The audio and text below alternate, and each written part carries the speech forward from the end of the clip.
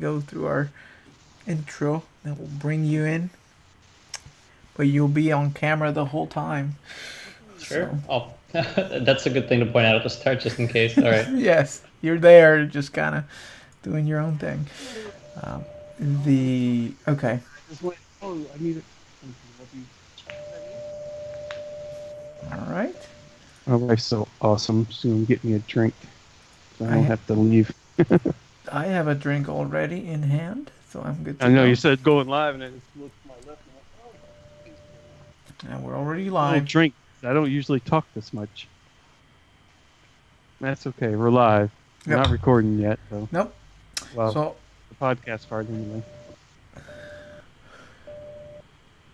let's go ahead and hit the record button right now.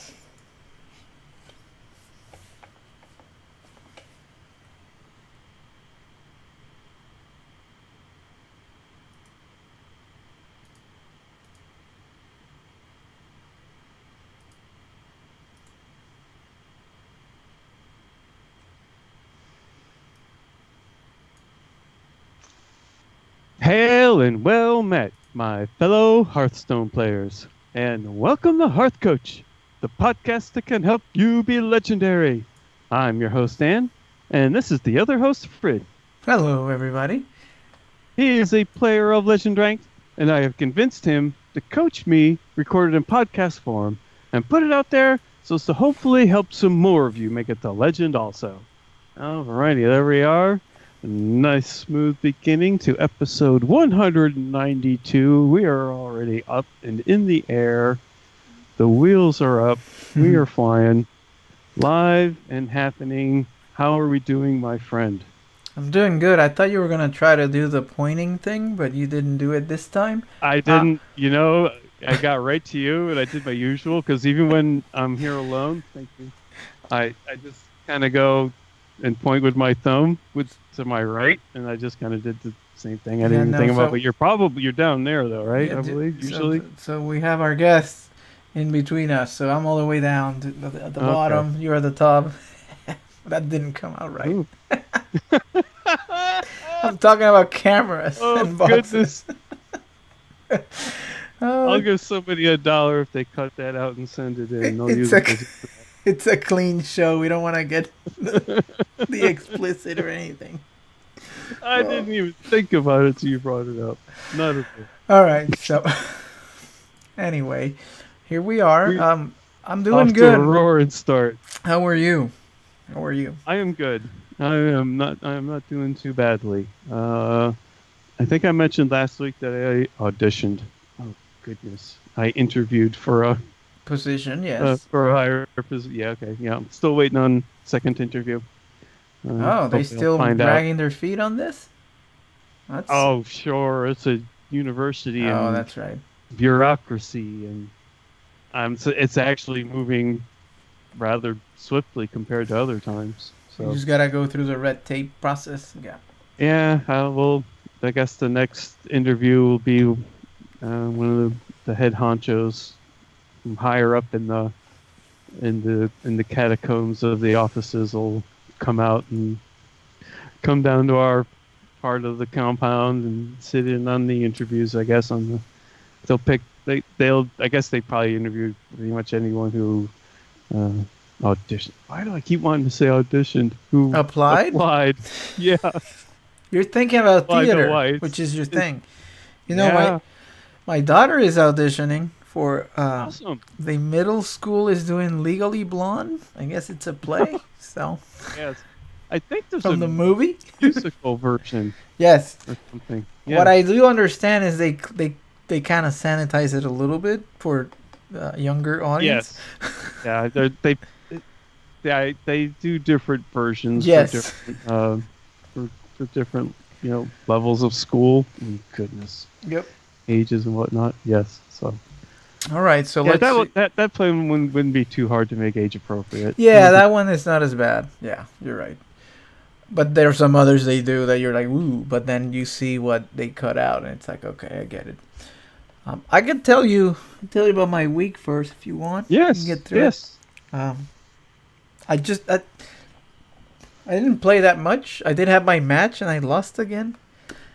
2-3 this time, so it was a little closer. But when you get to game 5 and they play Kelleses on 2, you kind of try. But then when they have Soulfire for the Hench Clan Thug, you kind of say, okay, that's it. It's too bad. And then a 6/8 Doomguard, to follow all that.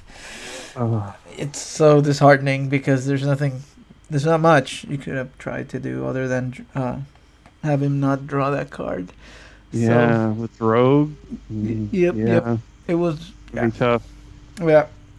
But, what can you do?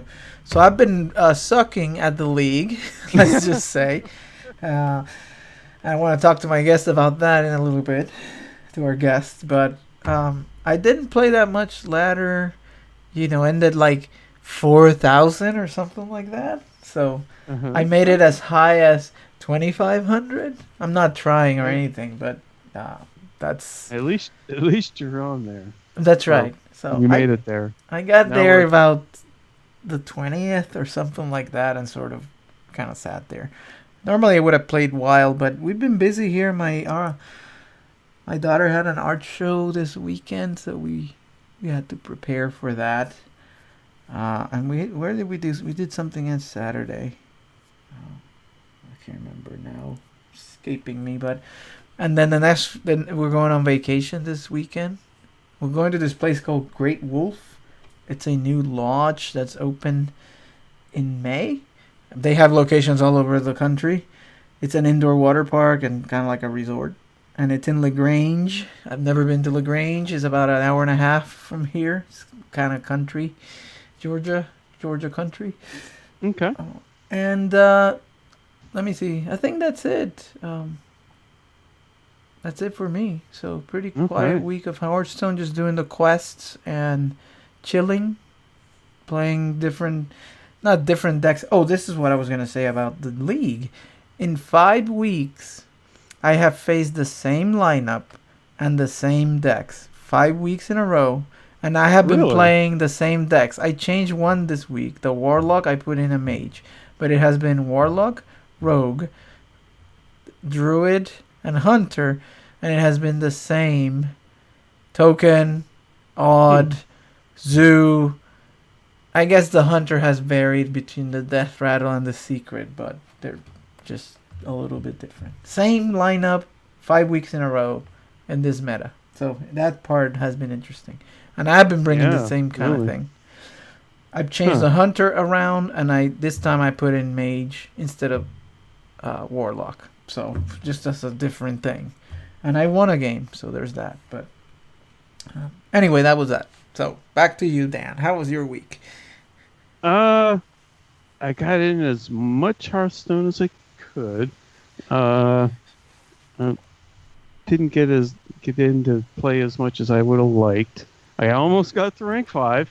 I hit that rank 5 boss a couple times, and I don't know, couldn't get through it.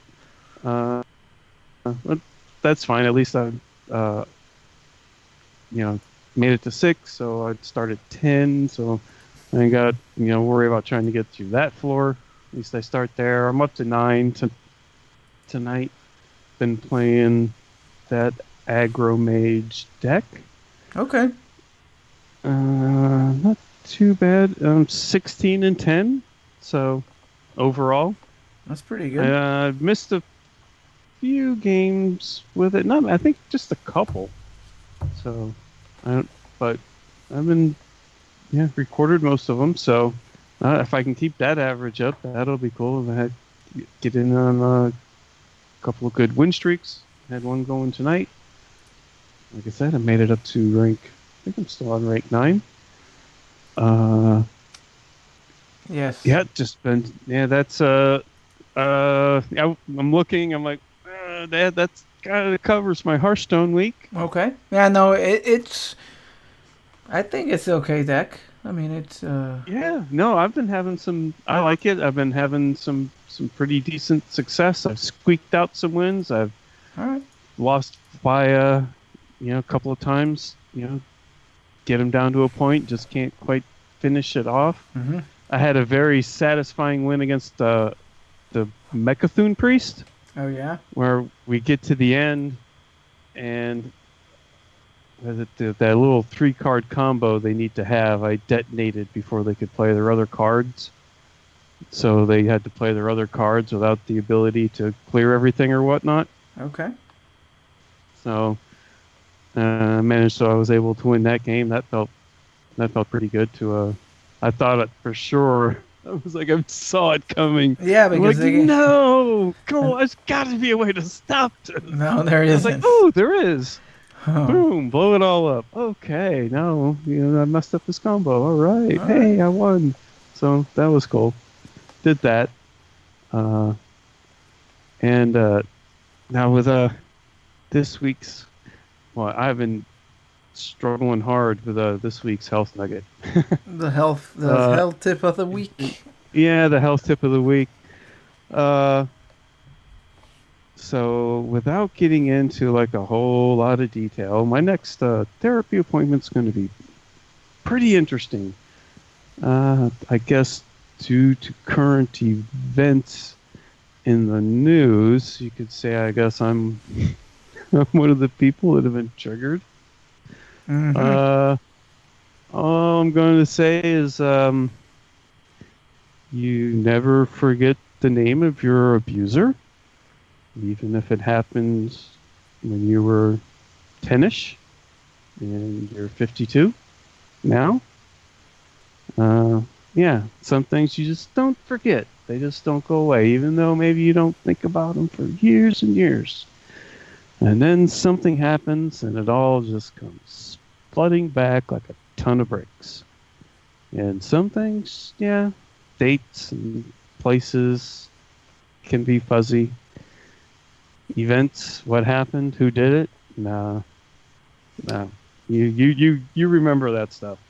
So Well, so I guess yeah, context. You're talking about this whole yeah, Supreme Court stuff and this show that's been put on Yeah. TV, unfortunately. And even though I've tried to avoid it, It's just in your face. Just Yeah. yeah, it's just such a crap show. Now she, being psychology professor, explained that like scientifically, which I learned something new this week. There's that positive. She was talking about the Yeah. hippocampus and how some two hormones, I guess, get Did released. she lay some science down on them? I know, and it's like he said those traumatic experiences sort of get locked in, which is kind of what you're Yeah. describing. Where some Oh, of the yeah, other stuff yeah. can kind of drift away, but that you never forget. Those things like Yeah. it's like the cornerstones, or I don't know what you call them, but things you remember and never forget, no matter what, even yeah, though the like- details may be fuzzy. So. Yeah, like getting hit by a car. I remember that too. Yes. But, Okay. Yeah. Well, Anyway, maybe good so- luck. Good luck with that, and maybe you can report back I will. on I your will. findings. Yes. Like I said, it's going to be. Oh, and I had the word. Do you remember there was a word I was trying to remember last week, and I had it back, and now I'm trying to remember it again because this is a perfect place to use it, and it's. I'll remember it later. Never. Okay. Stigmas. Ha! The word is stigma. I'm working on trying to reduce stigmas. Damn it. Stigmas? Yes. The stigma of being open and honest about stuff that has happened to you. Oh. And talking about it and not being scared to because there's such a stigma about these things. Right. Right. Goodness gracious, I couldn't remember that name to that word to save my life Yep. until just then. So anyway, that's the whole idea behind this tip and me talking about these things and whatnot. Well, So we sure. now that I remembered the word of the week, stigma, boys and girls. Very good.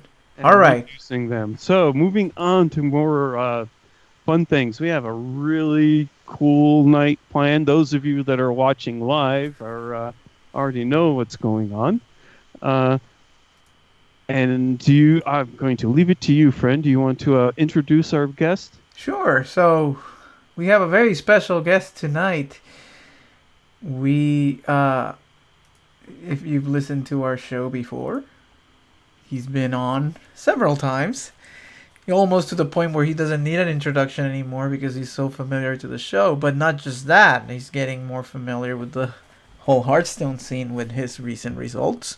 So I'm talking about none other than LanguageHacker, who recently played in the HCT Fall and qualified for the championships for the fall. For that, you have to be top 4, the Americas version.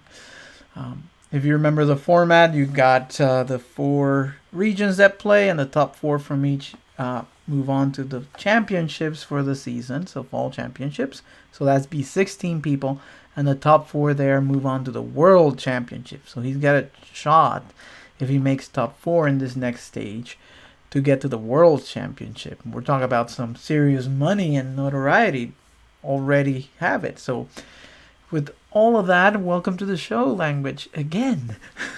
How are you? Welcome back, friend. Thanks. Good to be back. It's always nice to be back on here. Very friendly scene.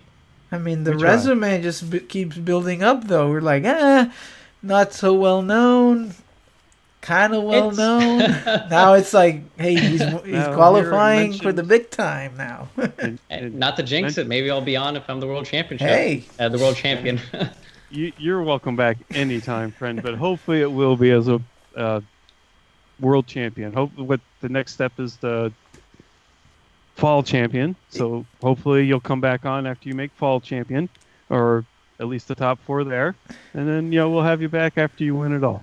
Yeah, I would gladly sell for top 4. Don't need first at the fall championship, but top 4 is pretty big. Do they play that one out to a winner? Yeah, they do. Okay. I think they also get, because each consecutive third, second, first gets more points and money. So. Yeah, that's awesome. I mean, this is one of those things. It's weird because you were one of my first Hearthstone friends back 4 years ago, wherever it was, when none of this even existed. So it's interesting to see this whole progression over time. All this work that you put into this game, which is probably something you may not want to admit if you had to count how much you spent on it. But at least you can see some of the fruit now. So that's awesome. Be paying off. I know. Now a lot of people, if they've listened to the show, they know you, or if they watch any of that HCT. So I don't think we need to go over your background again. I did want to talk a little bit more about just the road to get to the championship. We talk about that, and then kind of your preparation and the whole process. So let's start with kind of how did you get there? What route did you take? 'Cause, are there even different routes? I guess there's ladder and then there's championships. Sure. So maybe you can talk about how you approached it. So to qualify for the regional playoffs, so the 4 regions are Americas, Asia Pacific, China, and Europe. You have to get Hearthstone Championship Tour or HCT points, and you get these points from getting ladder finishes at the end of the month, or placing high in majors. And I think that's the only 2 ways you can get points right now. And basically at the end of each season, usually 3 months, sometimes 4, the top 64 players in each region, based on points, get invited to the playoffs, and then you battle it out, and then you advance to the seasonal championships, and then world championships beyond that. I've had the good fortune of topping DreamHack Austin earlier this year, which helped me get to playoffs. I was actually just on the cusp of not making playoffs with the amount of points I've gotten from ladder. I think I was at 27, and 27 was the cutoff. So if I had gotten 1 less point, it would not have been enough.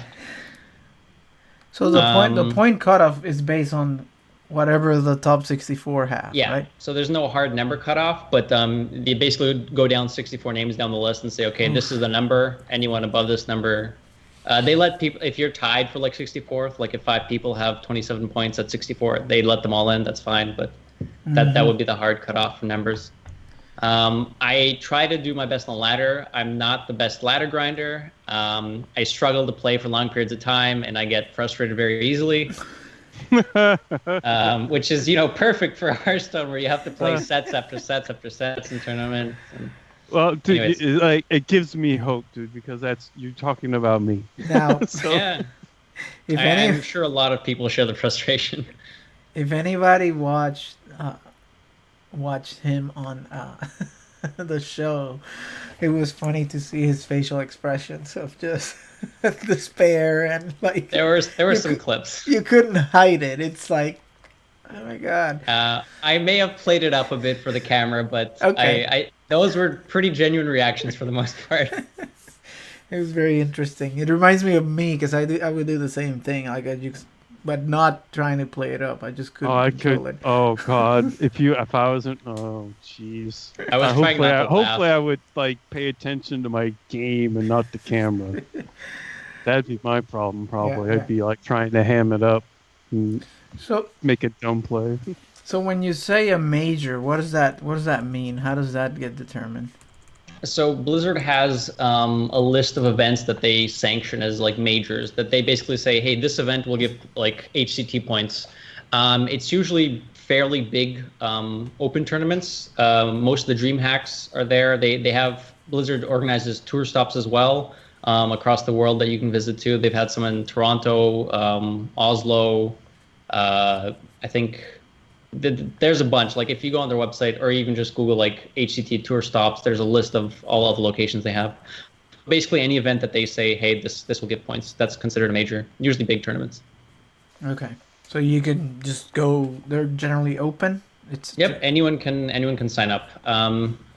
Generally, some of them are harder to travel to if you don't have the time or extra cash to do that. They try to like bounce it around so it's not always in the same place. So hopefully, when it's near you, you can just hop on a bus and get there instead of flying to Europe, for example. Yeah. Now, do the points they have to be in one server? Could it be from any server? So the way it works is each month they take the best server finish you have. So if you finished, 100 on one server and 200 on the other two servers, you don't get points for each of them. They only take your best finish and they say, we will give you points for that finish for this month.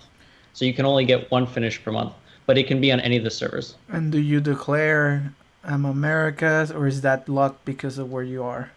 No. So the way they do it is the region you qualify for is the region you live in or like a citizen of. But the server you play on, they will just take the highest rank you had. So Okay. they'll give you they will choose your highest rank And no you matter can, which server it's on. and you can play the tournament on any server if it's a European tournament. Correct, as long as you have the Okay. the cards on that server, which is Well, a yeah. bit more difficult, It but can yeah. get expensive, Yeah. yes.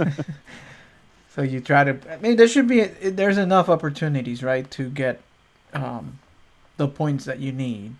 Yeah, and I think they're announcing even more tour stops next year. I think they definitely upped the frequency this year, and I think they've announced that they're hoping to do even more next year, which is really nice. A lot of good production value and content. Like more dream hacks or just more. I think just specifically tour stops, so stuff that Blizzard organizes. DreamHack, I think DreamHack is a separate organization, and Okay. they do it by themselves. But I think they've also been trying to open up some new ones, some new That's locations. So As long as they keep Georgia. Yeah. yeah, no, I think DreamHack is gonna continue coming here unless there's something goes wrong. I think it's like the biggest one in the States, is what I've heard. Yeah. I wish I could remember where I heard that at. But yeah. I mean Anyway. that place was big, so yeah. Yeah. There's a lot of people here too. It's a big city. I think it's Yeah. getting close to like 5 million, so there's a lot of people Oh, wow. here. Yeah. In the Look- the looking- bigger metro area that's all around here. So I mean Georgia is pretty big, but Atlanta has so many people. It's crazy. And that whole convention center, it's very easy to get to with the train and all the hotels that are around there, so Mm-hmm. it's very Yeah. good. It should be walking distance. So would you say the majority of your points then came from DreamHack mostly, or Actually, no. So I think I got 8 points or so from DreamHack, and I got some 8. I can't remember the exact number, but I'll get like a rough ratio was like 2 to 3 maybe. So like for every 2 points I got on ladder, I got like 1 point from tour stops. Well, tour stop. It was just the one. Oh, okay, okay. Um, yeah, I think I got like 19 points or 20 points or something from ladder, and then And the remaining were from Austin. you had 3 months to finish and gather those points. Yes, and So- you need to get like to actually qualify. Let's say you're not getting points from tour stops, you would need like several multiple top 100s to actually get that. Wow, that's a lot. 3 months in a row. Yeah. Yeah, requires a lot of consistency on ladder, which is it's kind of rough if you have if you have like one of those really bad days on the last day of the season. That's like not good. Yeah, you're not gonna you're not gonna get there. Okay, now let's say, can you qualify every time if you can? Yeah, like do you mean me specifically or people in general? No, like if I wanted to do spring, summer, fall, and Yeah, qualify every time. There's no restriction on how many times you can qualify a year as long as you meet the points requirements. As long as you're in that top 64, you will get the invite. And what happens if you top 4 2 of them? Has that even happened? So this is fun. People have talked about this. I don't think anyone has top forward. Oh, hold on. They might have. I think people have top forward multiple playoffs, but not multiple championships, except for Tice. I think Tice did he win back-to-back Europe championships, I think? Maybe it's different years, but Oh, it was also a different format back then. yeah. Yeah. I was just Anyways. curious if that would happen, but anyway, let's not get too excited here. We'll focus on the fall one that you're gonna win. So or One at a top 4. We'll worry Top about 4 is- multiples yeah. later. Yeah. So, are there the 3 seasonals? Is there any other way to get one of the spots? So there's 3 seasonal championships, not 4, which means you'll have 4 people from each seasonal qualify for the World Championships, and then like the remaining 4 are the highest point earners from each of the regions. So technically, you would still qualify for the playoffs if you get in through this last method. And the final way to do it is, I think, through Challenger Cups. So there are Blizzard approved like Challenger Cups where any people who have not been invited to the most recent like 2 or 3 playoffs are eligible to compete in these tournaments, and all the winners of these individual Challenger Cups will come together for a bigger tournament, and then I think the top 2, 4, I'm not sure how many people will then get an invite to playoffs along with the other 64 players who got invited from points. Okay. So there's another way to potentially get there. Yes. Okay. Both ways are fairly difficult. I mean, if you look at the Challenger Cup way, you have to win a tournament and then win another tournament immediately after that, which is, well, technically not win the second one, but you still have to get effectively past quite a lot of players who have also won tournaments and are now facing you. So, not the easiest thing to do. That's a lot. Okay, so you got your 27. You're right there. So what happens then? How did you prep for the playoffs, the fall playoffs? How did I prep for the fall playoffs? Yeah. Well, I actually prepped with a couple of friends of mine from my team Grizzlies, Pelletire, Goddraw, and Kevwar24. We kind of sat together. We all went to GMAC Montreal, which was like the week before playoffs. I don't think any of us managed to top out there. I think Kevwar might have. Anyways, after like none of us made it to like the final stages, so we all like took the Sunday off. We got into like a think tank and started thinking, all right, what's been popular lately in tournaments? What do we think people are going to be bringing?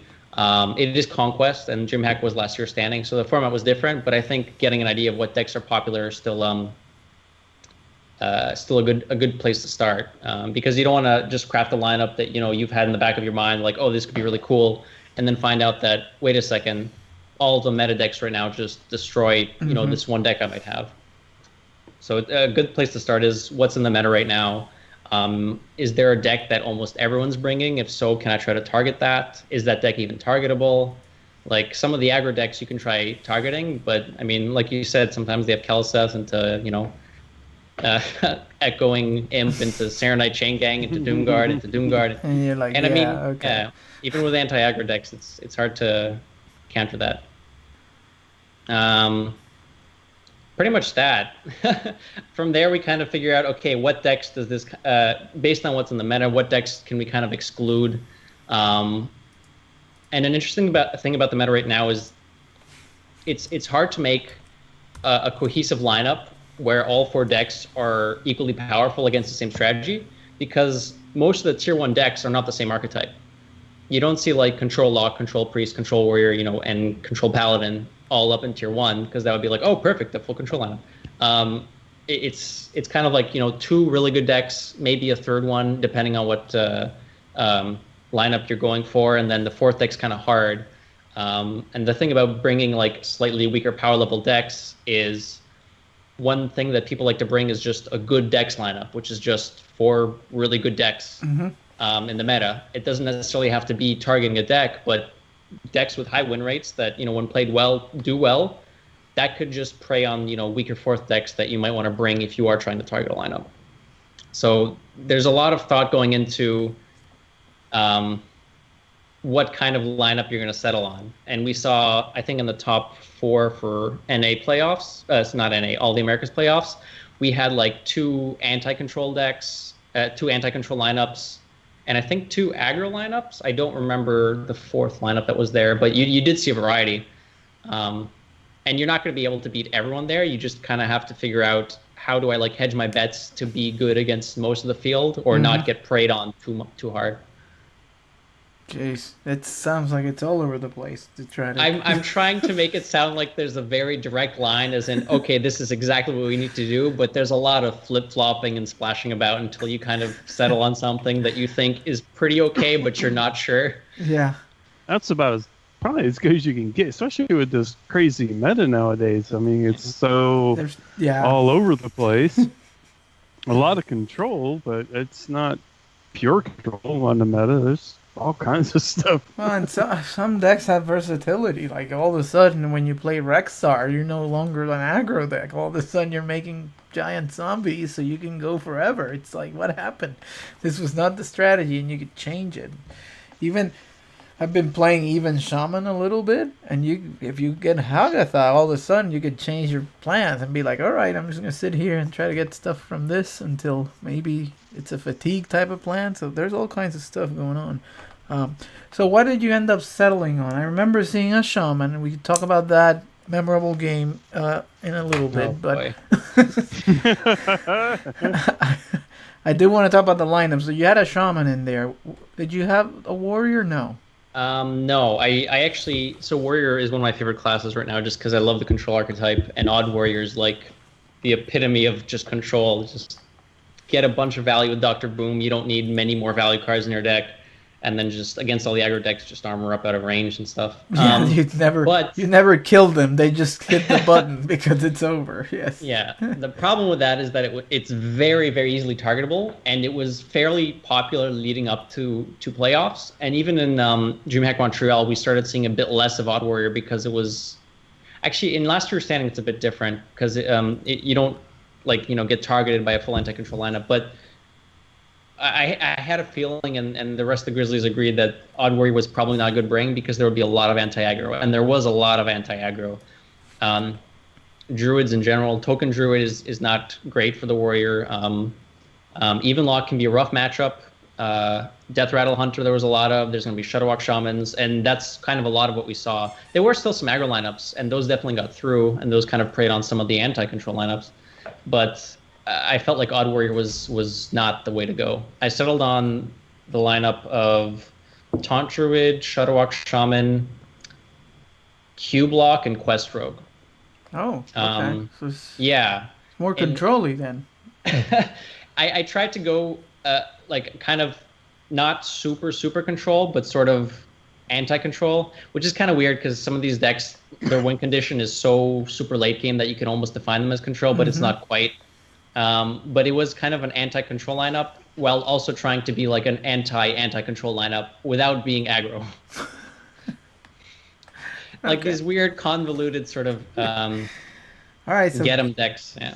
Cube, Taunt Druid, Shudderwalk Shaman, and what was the last Quest one? Rogue. Quest Rogue. That's right, that thing. Okay. Now I thought you said aggro, and didn't Saiyan bring like the aggro He style? did. Like Yes, I Token, faced him. Zoo, Odd Rogue, just full in your face. Yeah, and that's the thing. Aggro, I don't think was brought more than the other archetypes, or the other lineups, I should say. But that was a lineup my lineup is weak to. I can just fall flat against aggro, and I did actually. I faced Saiyan was my first win in match, and then I lost to him. Yeah, the aggro matchup really got me. Yeah. And then I had to go on to win another win to in. Wow, it's confusing. So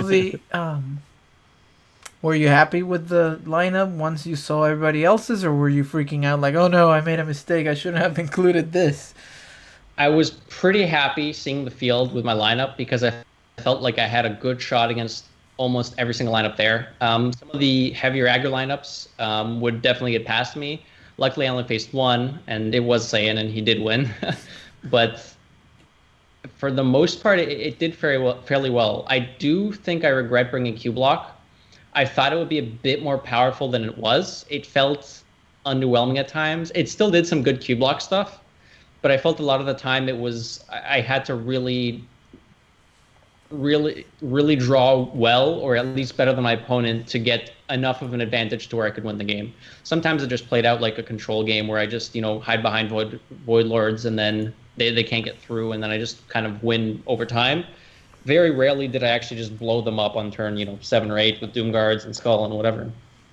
Okay. A lot of the time I was playing defensively, which the deck can do, but I think aggro's gotten a bit more powerful, especially after the Possessed Lackey and Dark Pack nerfs. So yes. It did feel like a bit of a struggle against the more aggressive, not even the aggro decks, just some of the faster decks.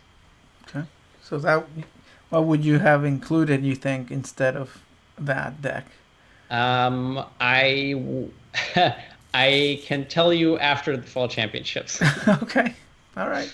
I don't want to talk too much about what I would have brought instead of, because people might be listening. We'll take a look at that when the decks are revealed. Whizbang. I would have brought Whizbang. That's right. Whizbang. You can't. It's not allowed, unfortunately. Yeah. That's sad. Yeah. Okay, so Even if you ask, pretty please. I watched quite a bit of the championships. Of course, I was rooting for you over here. I tweeted about it. I was going crazy. I'm like, this guy, he's going to make it. And then I was watching a game where you were playing Shaman. I don't remember all the specifics, but I think you were at one health, something really bad, and you hadn't done the Shudderwalk thing. It was all broken up. You had no cards. Is that about right so far? Well, a bit of an exaggeration, but for the most part, yes. Shudderwalk combo did not go off. It was I now had to win the game a bit more creatively. Were you very low at some point too? I was low enough that King Crush would have killed me on any turn. Oh, that was like 8. Yeah, that's right. It was 8 or 9, something like that. So what happened? How did you get out of there? Hagatha does some really interesting stuff. I managed to build board states with very weird things off of Hagatha. I drew enough minions. So I was keeping my opponent's board under control with removal from my deck as well as some extra stuff from Hagatha. And while I was doing that, I managed to slowly build up a tiny board that I could try to pressure the Hunter. I was against Death Rattle Hunter, by the way. That I could slowly start to pressure the Hunter and kind of just win out the game before he draws his whole deck and then King Crushes me. There were some unstable evolutions that happened that got really out of hand. There was an Antonidas at some point. You got fireballs getting to the hand because he had Antonidas. Yeah. There was, I think you evolved it into a Grand Archivist that volcanoed your board. I was like... I had a Healing Rain left in my deck, for the record. So if the Healing Rain had gotten picked up instead, I would have been healed out of King Crush range, and I probably would not have lost the game from there. But I still won that game, but it was a lot closer than it needed to be because of the Grand Archivist evolve. Because I probably should have evolved. It hit your chain gangs. because they were It there. did. There were 7 minions on board, and the volcano happened to clear exactly both Teutons on my side of the field. So he was exposed, but King Crush did not come. It wasn't there. That was some good fortune coming my way. If, if you well- listen to a coin concede sometime, I forget which episode, but it had to have been like right after. Ridiculous Hat does a tremendous breakdown of that game. Yes. Oh, I'll be sure to check it out. That's a good idea. Oh yeah, it's pretty good. The best part about that was they had TJ and Admirable doing the casting, and Admirable was literally freaking out. He's like, he didn't know what to say. Then they show the replay. There's all these cuts. They go to your face. They go to their face. Admiral's like literally jumping back. Yeah, It was the funniest. they did a nice face montage. The casters started screaming like little girls and stuff. It was. It was well worth the entertainment factor. Now, from a competitive standpoint, there was a lot of shenanigans there and RNG that could have gone who knows how. But it's super entertaining to watch, and glad for you that it all went your way so that you can. Yeah, it could have easily gone both ways. I think there was another game, but my memory's failing me. That was pretty close to, in a later round, where you closed out the series. Against Purple. Yes, wasn't there? We were both in fatigue, and then I ended up like cubing Elise and stuff. Maybe it was that one. It was also a very good game. Not as crazy with the RNG, but a very close, and you didn't know what was going to happen, but you made it through. So Purple, Dan, he faced Purple. How about that? I heard that. He knocked him out. In his defense, I had a very favored lineup. Right, he had the warrior, that, right? He had the warrior. Yeah, he had the warrior. Yeah. He was hoping that I would beat Saiyan so that he could then beat Saiyan, because I think he felt he was favored against Saiyan, but he knew he was not favored against me, so he's like, just beat Saiyan so I don't have to face you. Yeah, the warrior was just flat. He couldn't get that one out of there. So, anyway, anything else you remember from that you want to share from the experience of the playoffs? There's a lot of stress. I'm sure you guys know that, but I just want to reiterate. There's I can a lot only of stress imagine. There's like, it's actually kind of interesting. I think this might, very often, the Toronto location doesn't get a lot of people through. And even in general, well, actually, that's funny to say, because the Toronto location is the only location in Canada they have for you to play at. Mm-hmm. So basically everyone comes into Toronto. And I think most of the time we don't always have Canadians going through to the top 4, or even top 8, was it? Anyways, out of the field, I think they posted some stats after. Out of a field of 70-something players, 15 were Canadian, and in the top 8, 4 of them were Canadian. Wow! And that was insane. So a lot of top players in your location, then. That's we played well, we high rolled well, and we took a few spots. Well, just one, but yeah, that's all right. That's all you represent. I'm glad it's you. I think there's one South American, right? One. Yes, I think Tincho. Yep. Then there's Bloody Face from the States and Just Saying from the States. And then one myself. Canadian. So there we go. That's good. A little bit of across the continent there. Oh, cool. Let's see. The next stop's California? Yeah. Yes. Los Angeles. Should be fun. Enjoy that. So now it's the big time. You're invited in. You get to hang out at Blizzard, I'm sure. Take lots of pictures. You know how long this is and what the schedule's like? So they have us flying in fairly early. I think on Saturday we're set to arrive. This Saturday, the 6th. And we won't be leaving until the 14th. Oh, wow. So, a full a little over 9 a week. days. Yeah. 9 days. They putting you up and everything? Yeah. So everyone who qualified gets airfare and accommodation. Cool. Very nice. So we'll be looking for those clips. Let's see how you portray. You're gonna create a persona, like a character. I'll try to keep it real and be myself, basically. Like a wrestling heel, you create a whole. I don't think we're allowed to wear masks, but okay. No, like a Oh, what Macho about Man or makeup? something. What you gonna do? Like, no. Don't they give you? They make you hold props and stuff sometimes, though. I think they do. Yeah, they have like the weapons from World of Warcraft and stuff. Exactly. So I'm kind of excited to see those because I've been a big WoW buff for a while too. we should take some pictures and share some on your Twitter feed so people can kind of follow along. I don't know how much you're allowed to, given that it's all NDA secretive stuff, but whatever. I'm sure for the most part they'll let us, take pictures of the art and the weapons and whatever. Yeah, they had like statues of the Lich King and stuff in there. It should be pretty cool. So that's awesome, man. Well, I hope you have a good time, and then you also do very, very well. That your preparation pays off again, and then the RNG gods are with you, helping you along the way. It's better to be lucky than good. Yeah. So did you do any? You talked about stress. Did you do anything to handle it? Do you eat something, drink something, breathe? Like what? It's funny when you're stressed, you eat a lot less. You're just not hungry. Your body just freaks out. I've done a lot better now, I think, than I've done previously. This isn't my first playoffs, but it's the first playoffs I've gotten top four in. I don't know if that helped or not. I imagine it definitely had an impact, but usually I've been a lot more stressed out and I've focused on trying to just calm down and like take it slow. Yeah, I think also like everything else, there's nothing like actually experience. Just like even something less easy, I guess now as making legend. It's not really easy, but something like that. Once you do it one time, it's become so much easier after that. It's kind of that experience that you say, oh yeah, I can do this. There's nothing to it. I think as you do more, your stress level should come down. Hopefully, but maybe it keeps you on edge too. It keeps you sharp, like making the right plays. Could be.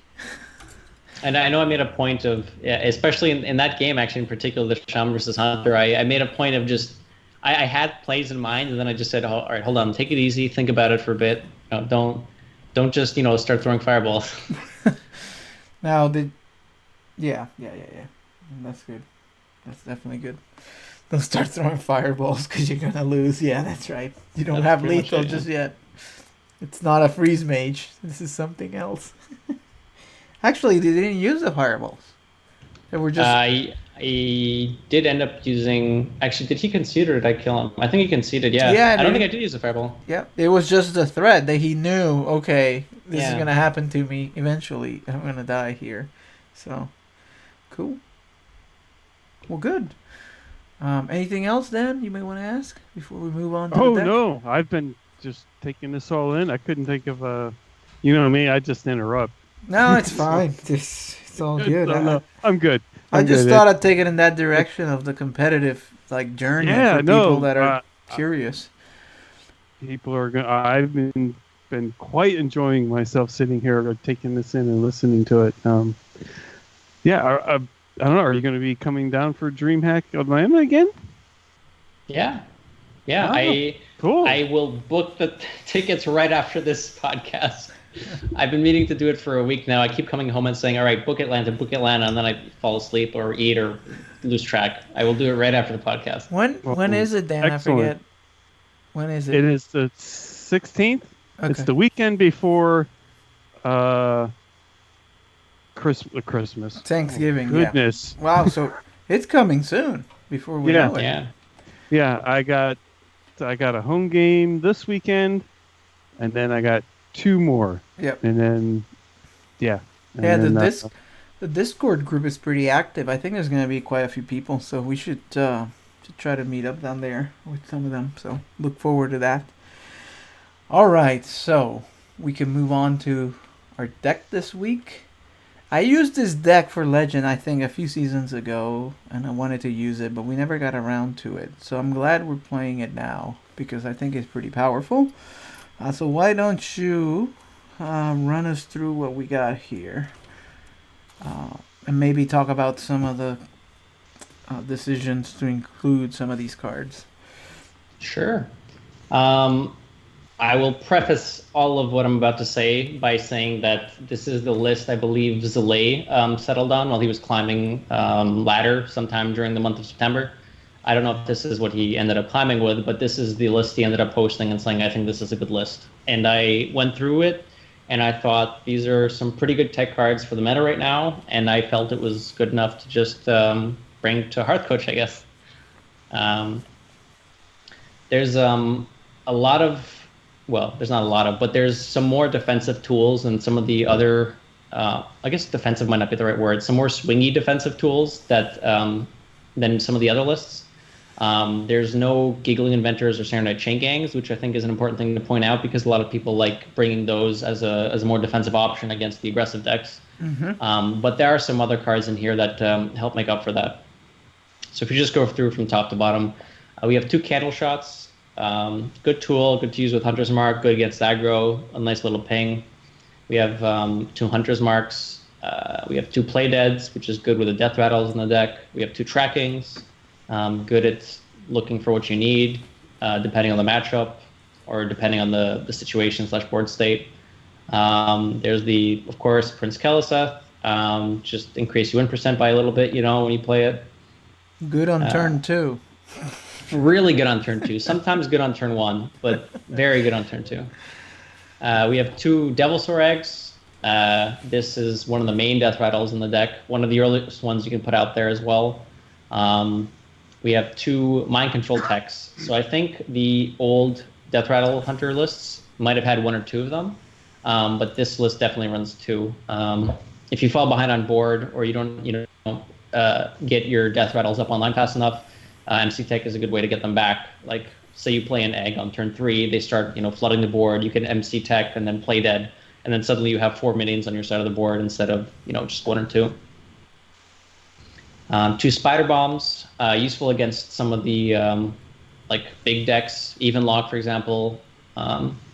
It's good against aggro as well. If you just play this on turn 2 against, a Flame Imp or something, that'll trade. And by that point, they already have some other minion on the board too, so you can get a 2-for-1 trade, which is nice. Another Death Rattle activator is up next. Terrascale Stalker works well with obviously all the Death Rattles in the deck, but good that it's cheap enough to play immediately after Devilsaur Egg or Spider Bomb if you play that on 3 or coin it out on 2.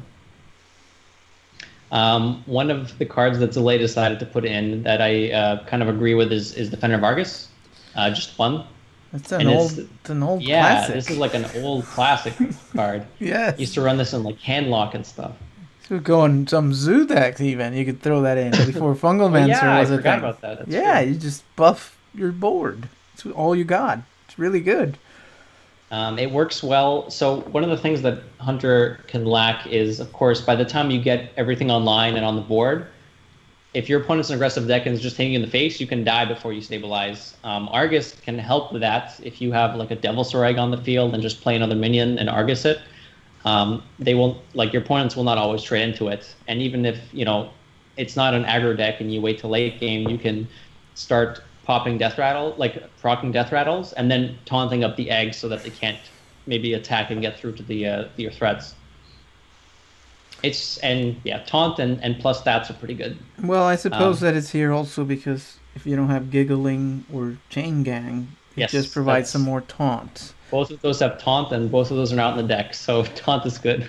Well, I mean, a lot of people are attacking against it too. Blood Knights and stuff can blow you out if you play a Giggling Inventor and it's like, oh crap, there's a 9/9 and I don't have anything. Unless you Mossy have Horror as well.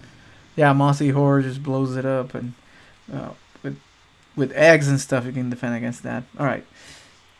Next we got 2 Flanking Strikes. Pretty good tool. Good against aggro.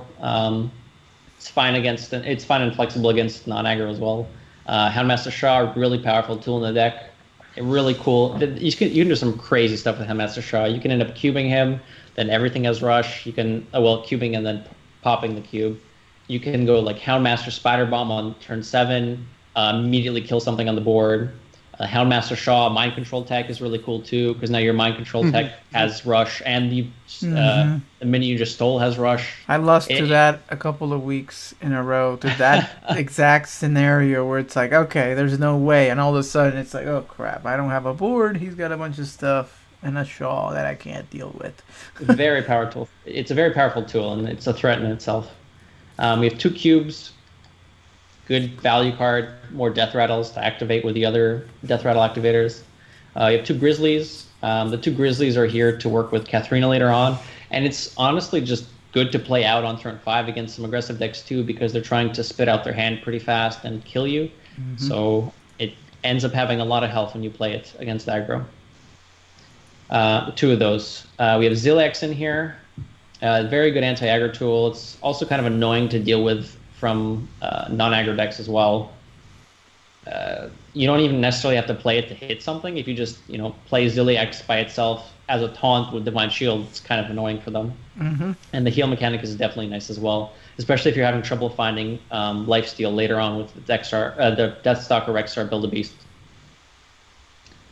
Next up is Rexar himself, the Deathstalker. Really good Death Knight card. If all of your cube shenanigans, all of your Death Rattle shenanigans aren't working out, Rexar can still seal up the game pretty nicely. A lot of value, a lot of flexibility, and obviously the battle cry is really good as well. We have a Mossihar in here, very good against Druid, still pretty okay against aggro, good at popping your own eggs if you make a bunch of them. It's a pretty nice tech card to have one of.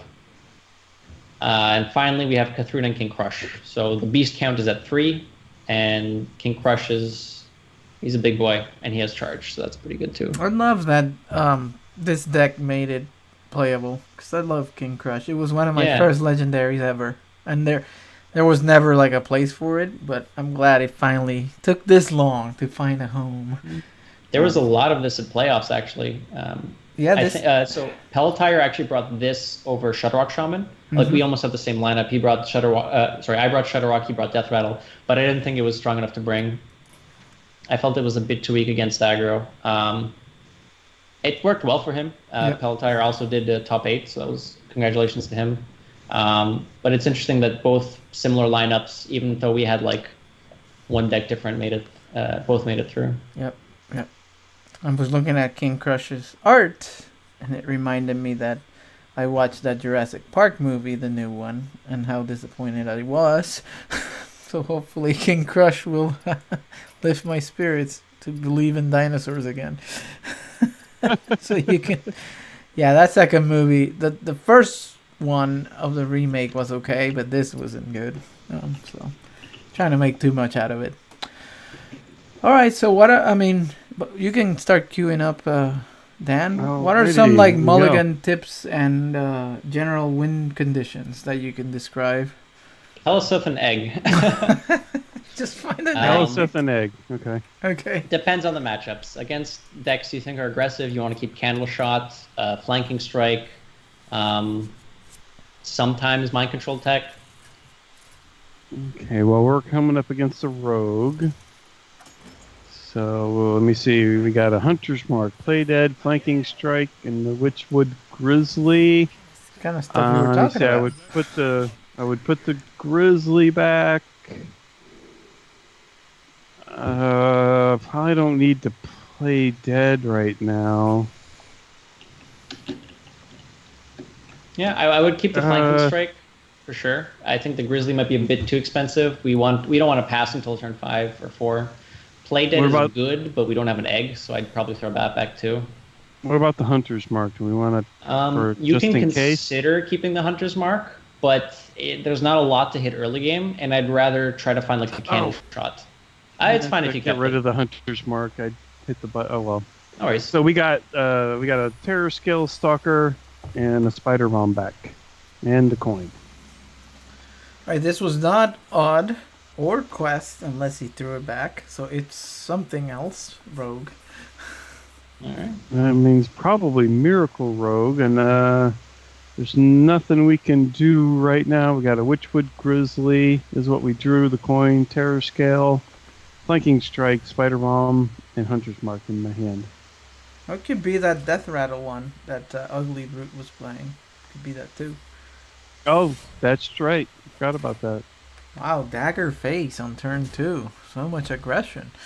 He knows where the place is. Okay, we draw another Flanking Strike. So just Hero Power? Yep.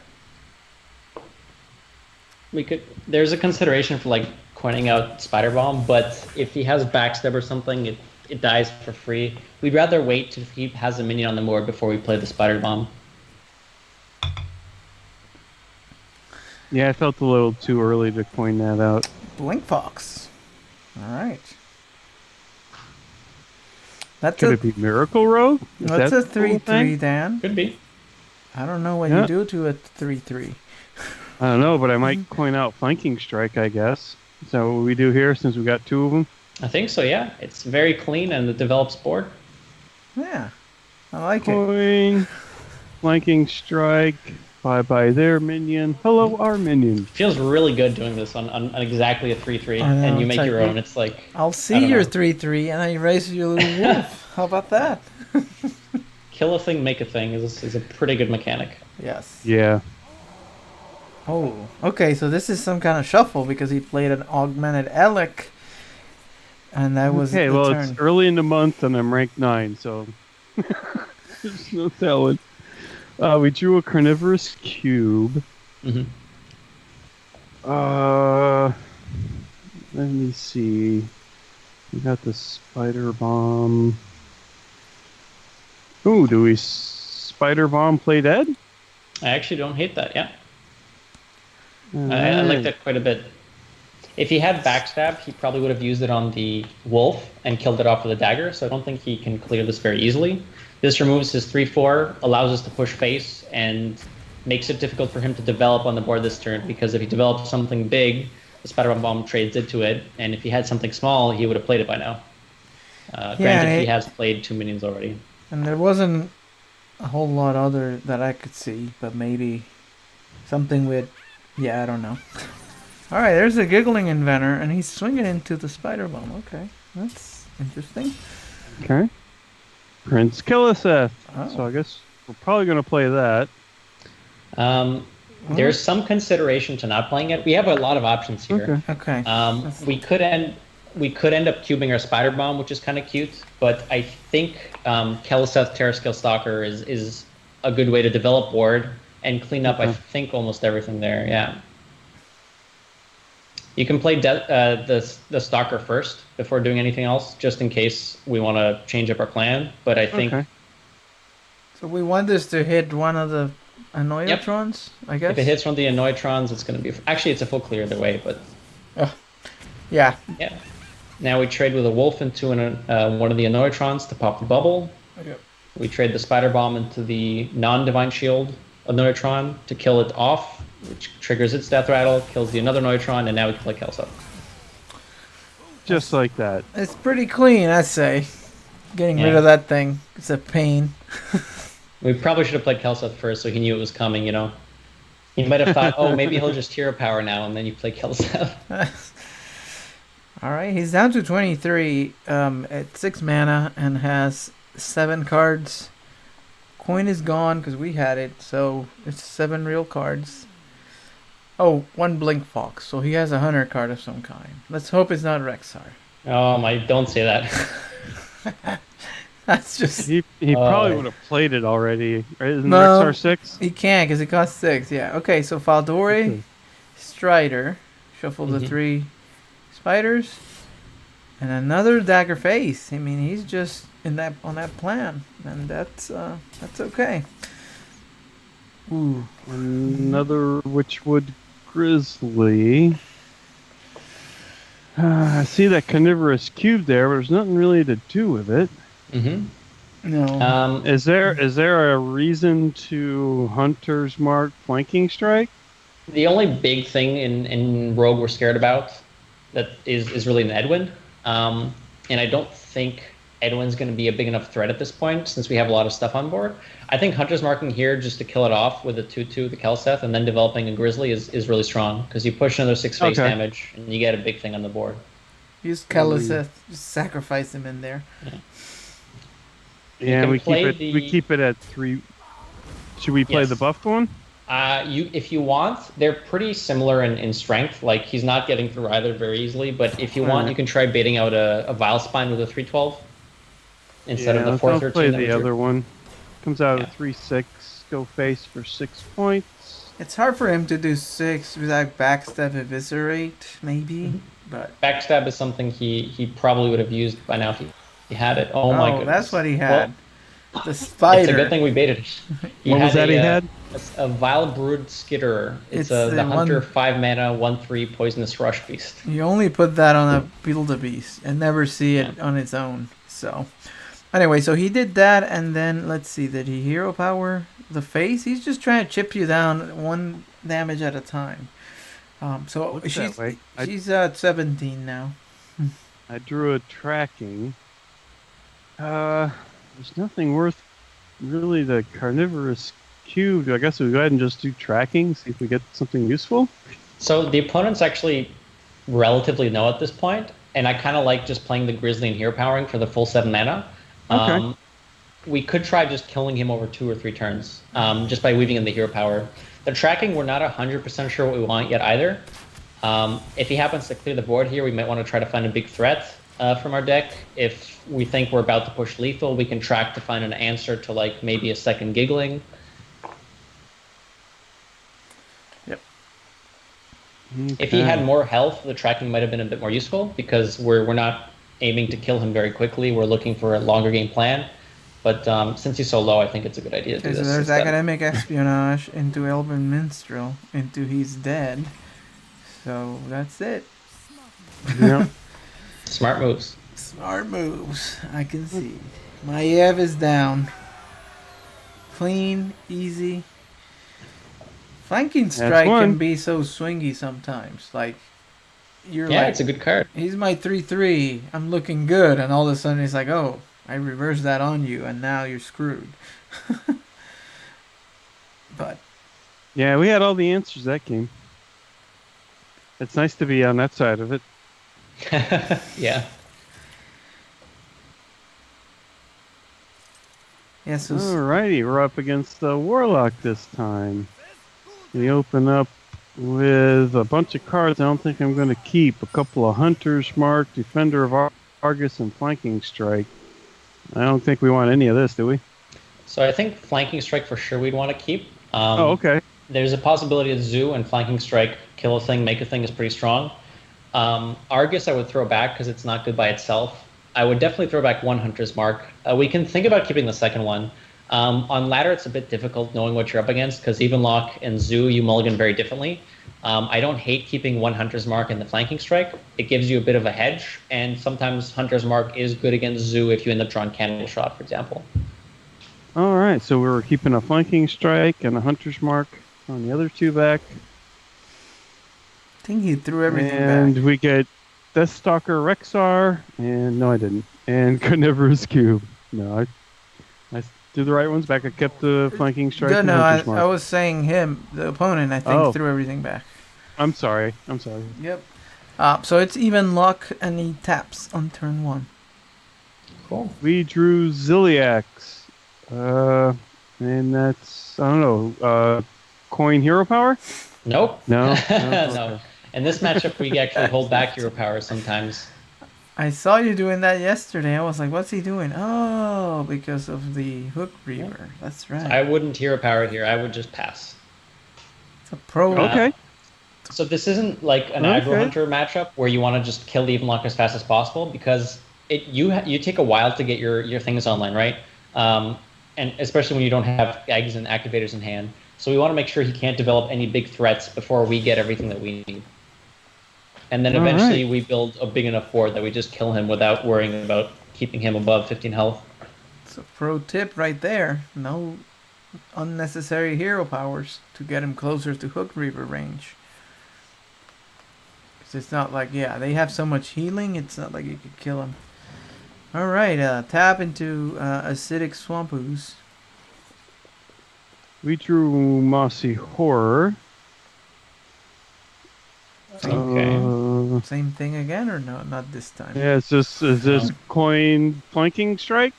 Let's see here. So he's likely going to play a big thing next turn. Maybe a Twilight Drake, maybe a Giant. Okay. Well, then I think we Coin Flanking Hunters. Strike is fine. Okay. Coin Flanking Strike obviously clears the ooze he played. It leaves us something on the board so that we can trade with a big thing and with a Hunter's Mark next turn. So next turn is probably going to be giant. Yep. Mountain Giant. Okay. Yep. Yeah. So this is going to be a Hunter's Mark trade. And we draw King Crush. Dude, you're way too early to the party. Wait a few turns. The king just wants in. He's not gonna wait for you. So Hunter's Mark. Trade, and then play the Mind Control tech. And we throw Mind Control tech out there just so we have a minion on the board. Exactly. Against Even Lock, if you're getting MC tech value, you're not in a great place. So we'd rather play it out for tempo. It just kills Dan a little bit when you play something like that and you don't get the battle cry. That's fair. It's fine. 3 mana, I've gotten better at it. It's good. It doesn't hurt as much. If we're lucky, our opponent will not draw another big thing, so hopefully we get to develop something else instead of trying to... Oh, no, he drew a thing. It's a big thing. That's fine. What's that big thing? Twilight Drake happens to be a 4/9. We drew Twilight Drake. Terror Scale Stalker. We have a Carnivorous Cube, but nothing to go with them. I actually don't hate playing Ziliax here. Right. But not trading it or hitting anything. All right. You hit we the just play face? Ziliac. Or not even? We don't hit anything. You just pass. We don't have a hand that's going to be able to just explode over the next few turns. Alright. So we want to just play defensively here. The other play could have been like cube on the MC tech, which would have been nice.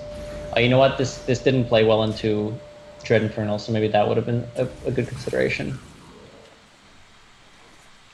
Okay, so we draw Houndmaster Shaw. This is looking like a pretty okay Rexar. We don't have a lot of other powerful plays here. Okay, We Rexar take down it the is. dragon, right? Yep, Twilight Drake. So we play Rexar. We trade into the Drake. Get rid of that. And we got Houndmaster Shaw, Terror Scale, King Crush, Hamasi Horror, and Carnivorous Cube in our hand. Wow. So What a hand. These awkward draws can happen. Obviously, if you don't draw exactly, egg into activators. You haven't even seen we an had. egg. That's okay, though. Again, We're not under- Greymane We're under comes some down. pressure, but it's not the end of the world. Okay, well, there's Prince Keleseth. I guess we hero power first. I actually think here we might want to just play Cube and then play Keleseth. Cube and Keleseth? In that order, yes. First a cube. Okay. Building a cube, building a beast here, will likely have to play something that's 5 mana or less to try to contest anyways, which may not be guaranteed anyways. So I'd rather just play a cube to contest what's on board now. And if he happens to trade like this, So he we have a traded- nice. Ooh. Oh, Okay, so he played the Dread Okay. Infernal. Traded the Dread Understood. Infernal into our cube, and then he played Lich King. Oof. okay. That's Well, what I think it's was time about. to. I think it's time to build a poison speed. Okay, let's see. Poison Beast. Come on, Poison. Charge? Arphis, Galactic Crawler, Scale. I guess we go Galactic Crawler because it's the cheapest. Or is there a reason to get Yes. one of these? I was considering if Scale Worm plus Vicious Scale High does enough to kill the Lich King, but it's not, so I think Galactic Crawler is fine as the cheapest option. Alrighty, we get. Oh. Well, we get Emperor. I like Oh. I like the Stone Skull Basilisk The here. Stone. Basilisk, All right. yes. Yeah, we get the Stone Skin. The other option was Swamp Leech. All right, and we go ahead and play the zombies. So we have an option of waiting next turn and going Houndmaster Shaw Zombies. Oh, okay. So I think we can try playing something else this turn. The problem is there's not a lot of great stuff to play. I think we can just cube the Kelseth here. All right, cubing Keleseth. Well, they're 5/6 cube or 5/7 cube. So he's likely not going to trade into the cube because why would you do that? He's just going to go face. We can go Houndmaster Shaw. Okay, he has silence. Now the game plan is ruined. Ouch. And he trades. Oh my goodness. Okay. Oh, wow. Wasn't what we were planning. Oh, and Hook Yeah. Reaver for nothing. MCT. No. We're a little dead. MCT would be really good if we drew the other one. We did not. We Ooh, drew that's not Witchwood good. Grizzly. Yeah, I think. So we're gonna ignore that we're dead to any damage here. We kind of have to kill the Lich King. So we either go King Crush to trade against the Lich King, or we go Houndmaster Shaw and the poisonous Divine Shield zombies that we made last turn. And I think the poisonous Divine Shield zombies is a bit better because it cleans up the Lich King and then perhaps one more threat. If we live that long. So yeah, that's the thing. I mean, sometimes we had a good we had the Hunter's Mark early to deal with the Giant, but unfortunately he drew 2 threats and then another one and then another one, and we were kind of sitting on like Mind Control Tech and then okay, Celiax. he's going face and he's got 1 damage. It's Frostmourne. Frost, yeah. The That's one how thing good. Last game we drew all the answers and we had just everything perfect, and this game we didn't. Whew. I did actually forget they run Dread Infernal. So the turn we played Ziliax, the Dread Infernal got rid of the Divine Shield. I think cubing the Mind Control Tech might have been a slightly better play in retrospect. I thought that's what you were gonna suggest at first, but I did, and then I thought, you know what? Ziliax hitting it twice plus the Mind Control Tech hitting it once is 9 damage, which would deal with the Twilight Drake. But I think, yeah, the cube might have been a bit better. it happens. Maybe. Our opponent had it going on in a fistful of cards, so it might have just delayed the inevitable. Who knows? Or maybe we held on long enough to put together a couple of really groovy zombies. Yeah, that's normally how you can turn it around there. All right. Oh, now we got some hunter on hunter action. Oh, another. Oh, we finally get an egg. I guess we'll keep the egg. Oh, there's the egg. Mind control tech. I don't guess we want that. Do we keep Deathstalker Rexar? So this is very interesting. And we got a carnivorous cube. Yeah. You could consider, I think egg you always keep in this matchup. Mind Control Tech is good if they also have a really good hand. But with them starting off with 3 cards that they're choosing to mulligan, it's less likely that they'll have egg plus an activator. You could choose to throw back Mind Control Tech to try to find an activator. And for the same reason, I think you could throw back cube. You could end up cubing your egg, but if it gets popped, it's harder to pop your eggs. So I prefer keeping just the egg and Rexar. Yeah. Rexar is just Defender of Rexar. Argus, Yeah, it's like and another cube. Odd Hunter. Okay.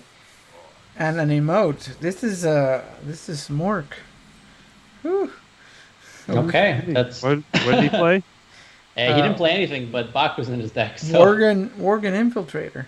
this is interesting. Okay. Uh, Funnily enough, we just passed this turn. We don't have anything nothing playable. we can do. I drew a spider bomb, and that's it. Funnily enough, we do have Rexar, which is one of the only ways to heal in our deck, and we have Argus, one of the only ways to taunt in our deck. All right, he plays We're gonna Dire need it. Mole and Archer's Veteran on the Mole. So he has 2 minions. And there's I King Crush think we showing up should, to the party. I think we should coin out a Spider Bomb. Yeah. Try to fight back. Yeah. Yeah, alrighty. 1 spider bomb on the board. This is going to be I'm not sure how this matchup normally goes. This is the first time I've witnessed it. If we had Candle Shot. Welcome to HearthCoach. This is the kind of stuff. Yeah. You never know what to expect here. If we had Candle Shot, this game would be a lot different. Come on, Candle Shot. Okay, so he went draw phase it. with 2 of them and then traded the 2/3. And then that killed a 2/1, and then he played Misha. Devil's And Sarag it Arkham is. Finance. Wow. We drew a hunter's mark. Boy. Yeah. That doesn't really help. Do we throw out the egg? Yeah, I think we do. It's at least something to Argus. There's nothing else you can do here. We can Yeah. probably stabilize if we get to Rexar. Yeah. There was an argument for playing Hunter's Mark, hopefully to top take a flanking strike.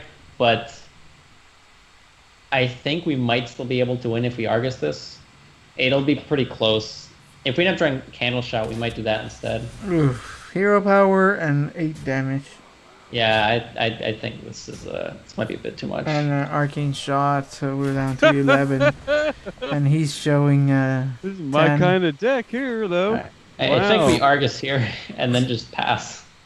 Oh my gosh. Yeah, not much else to do. We drew Mossy Can't even Horror, get but I don't to think we're Rexar. going to live long enough to play Yeah, it. no. So we Defender of Argus our egg, and we sit here. Yep. Wow. What a mess. Yeah, we got a Mossy Horror, Hunter's Mark, King Crush, Carnivorous, and Deathstalker Rexar, but I don't know if we're going to live long enough to play any of those. So if we draw Zilliax, I think we might just be okay. That would be like an incredible draw. Otherwise, it's going to be a real nail biter. Yeah. Alright, so he's trading the Misha, looks like, into the egg. Thinking about it. Alright, pops. Oh, that looks like we're dead. Oh, it's like a BM. Skill command, Yeah. 3 power, and then dead. Oh, Wow. We didn't even Face. get to turn 5. Phase Hunter on turn 5. Boom. I mean, that's the thing. I don't think that deck's actually that strong against us either. He had a particularly good opening. We didn't have Candle Shots. We didn't have Keliseth. Not for the buff, but just like to contest something. Flanking Strike would have been good too. Do we want to try and get one more? That was... Yeah, we could Do we squeeze have one more. time? That, Yeah. that one didn't last too We long. usually do about 3 games, but that last one hardly counted. Yeah, we blinked and it was. I wonder how often he gets that lucky. That was incredible. I haven't seen that deck at all. Yeah, That's- Hunter's not Hunter. Aggro Hunter will really get you. Baku Hunter. I haven't seen that in a while though. It was a little popular when Baku and Gen came out. I know people were playing a lot of it, but We it's kind of tried fallen that. off. You remember at the very beginning? Yep. And it didn't work for us. All right, well, now we have a mage opponent. So we got all different people this evening. We got Mind Control Tech, Play Dead, Witchwood Grizzly. I don't think we keep any of this, do we? You say I don't think we mage? keep any. It's I Druid, think, right? Yeah, I think it's a Druid. Druid. Did I say mage? Yeah. Yeah. Oh, wow. That was a dyslexic moment. Whoa. Yeah. Oh wow. Here we this go. Is a good hand. Egg Devil time. Star Egg, Terror Scrael Stalker, and Rexar. And we and get Argus. Defender of Argus. Okay, not too bad, especially against Druid. They're not super fast, not like that last game. It's true. Druid tends to be slower than Baku Hunter. Yeah. All of them. Wow, this is a bomber hand. This is All right, we incredible. got Katharina in our hand. Wow. So we just go ahead and hero power, though? Yeah. Just hero power away. You only hold it against those even warlock. Against this guy, you're going for it. Yeah, exactly. Even Lock's one of the only decks where you want to hold back. You can consider holding back against Zoo as well to stop them from healing their face and summoning happy pools. True. But sometimes they damage themselves anyways. Wild growth, of course. It's a druid. Devil's Sword And it is. another egg. It's a So I guess we golden just egg. go ahead and play this.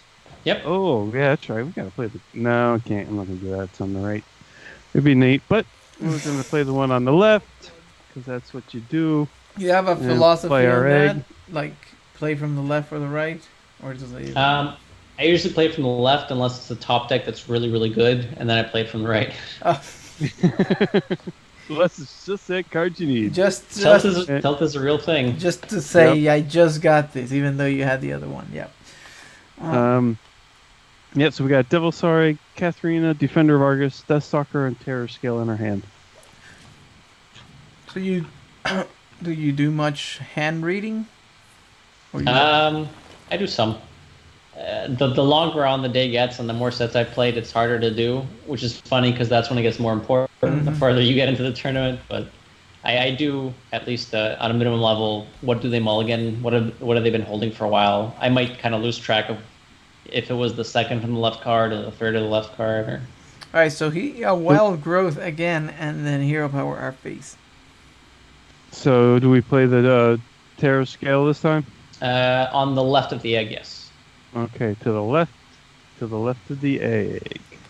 So what's Keeping that it on the left for the Argus? spawns. Yeah, this spawns the Devil Star on the right, which means we have the egg sandwiched between two minions. So if we want to Argus something, we can taunt the egg and one of the other minions.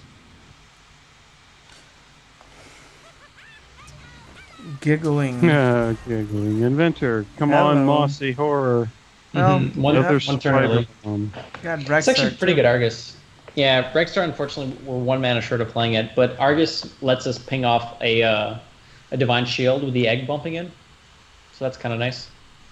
All right, so do we taunt up the Devilsar or the Terror Scale? Interesting. So if we taunt up the Devil Story has 6 health, there's going to be 3 on board. If we taunt up the Terror Scale, it has 4 health, goes down to 3, and there's 3 left on board. I think we taunt up the Devil Sword. Alrighty. On the board, if we taunt the with what the opponent has, the way we're making these trades, he'll be able to clear up the Terror Scale Stalker. If we taunt him, this way he won't be able to clear the minions we have left without something else in his hand. So we make some trades and get rid of one of the Yep, and I think you can pop a bubble too. pop On the the second bubble. Yep. Okay, Alright. we do that. Hopefully he plays another Giggling. That would be really good. He's 29 Yeah. healthy, nourish, force crystals, an Still arcane fine. tyrant. So he's definitely going to UI us next turn, but that's okay. We have a hand that can beat this, so that's kind of nice. Very good. If we're lucky, he doesn't trade anything in, and this Death Stalker. Oh goodness. Okay. Cube. Oh. Huh. Okay, well, I was getting ready to play Deathstalker Rexar. Do we still do that? I think so. Yeah. Okay. Deathstalker Rexar away. Death Stalker pushes a lot of damage here. You trade Do that we- arcane tyrant or not? With the Argus? Do we take Argus and clear that up, or? Let's see here. I think we pop the egg on it, and then trade in the Argus. Okay. That's cool. Didn't think about that, but makes sense. We don't have Mossy in hand, so if he gets Spreading Plague off of the UI, it's going to be kind of annoying. As is, the UI is going to clean up a Devil Sword, and then the other Devil Sword is going to get traded in probably. There it is. Looks like another tyrant in hand. Actually, on second thought, we probably shouldn't have traded in the Argus, because now we could have killed the 5/5. Yeah, oops. My brain's kind of fried. Oh, I played a bit it's too much no Hearthstone worries. lately. so we drew another carnivorous cube. Okay. Hmm. We're likely going to cube something this turn, so we can probably build a beast with the remaining 2 mana first, in case we find something better. All right. So do we go face? Well, let's build the beast first and see what we have. Oh, okay. It might change build a what we beast. want to do. We get a Life Drinker, Nightmare Amalgam, and Bear Shark. Not a bad base. All of these are pretty good bases. The Life Drinker has obviously a 3 damage hero power to the face sort of thing. I kind of like Yeah. the Bear Shark because it's hard for the Yeah, the druid Druids to deal with it. Mm-hmm. All right, Bear Shark. We get Stranglethorn Tiger, Emperor Cobra, and a Stone Skin Basilisk. Interesting. Do we go with the Basilisk again? I think we can go for the Tiger. It's an 8 mana thing we can play later on that has stealth, and then it just hits him really hard. Do we? So go face we- with the Terror Scale Stalker, trade into the 4/4 with the 5/5, and Yeah. then cube the 5/5. There. Yeah, trade into the 4/4, then cube the 5/5, and then go face. Cube the dinosaur. Yeah. You get it? Got it. Woo! Yeah. That was close. No, I was just on time. I got it in. Not like last week. Okay, so he's got a million cards, 10 to be exact, and Okay. Roughly. My earbuds are failing, so I got to swap real quick. Yep. Stupid thing. He also has 10 mana, where we have 7. But he has Malfurion, the Pestilent. Let's see if he goes for the taunt or the poison. Goes for the taunt. Hero powers for armor. And explodes the cube. And then trades the ghoul into a dinosaur. I was really surprised to see that, actually. Okay. I like playing Katharina here. Yeah, just... Katharina's green. Just play it. Mainly because... Hello? Dan? You there? I know he was switching, I think, headphones. Can you hear us? Maybe not. I tried typing to him. Yeah, trade 5/5. Play Katharina. You guys there? Yeah, we're Yep. here. Can you hear us? Oh man.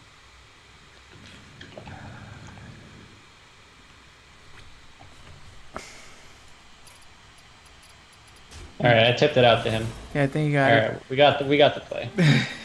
Oh, we even got the King Crush. Nice.